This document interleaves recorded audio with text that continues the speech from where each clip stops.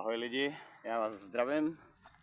Tady z Německa, kousek od Halle, neboli od pekla, od tohoto místa ruce pryč. Jsou zde lidé zlí, varuji vzít radši ani bič. Ale i když mají třeba jenom velká traumata, to je těžko pochopitelné. Teď jsem na nějaké stanici Delitzsch, Freiheitstraße, hier, vesnička celkem jako v pohodě. Holky se tu usmívají, chlapi se tváří jak kyselé prdele, ale to už je takový život, ne? Každý nemá jenom jednoduchou cestu.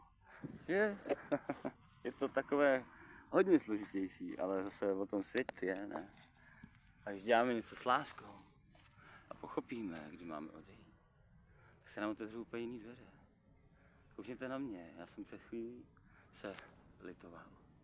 A dokonce jsem i plakal, byl jsem zklamaný s tím, že mi tato zakázka byla podsunuta hezky, placená, ale doslova a do písmene mi předhodili špinavou rybu, vymáchali mi v ní hubu, no a já jsem to spolkl, vyplivl a nepoškodilo mi to nic.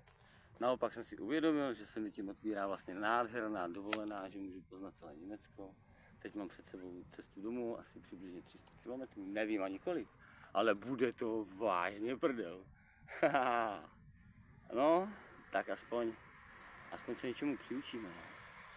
Na tom světě je důležité mít se rád i zachovat chladnou hlavu v těch situacích, kdy máme chuť někomu ublížit, jo, ale především těmto konfliktům úplně předcházet. Řídit se intuicí.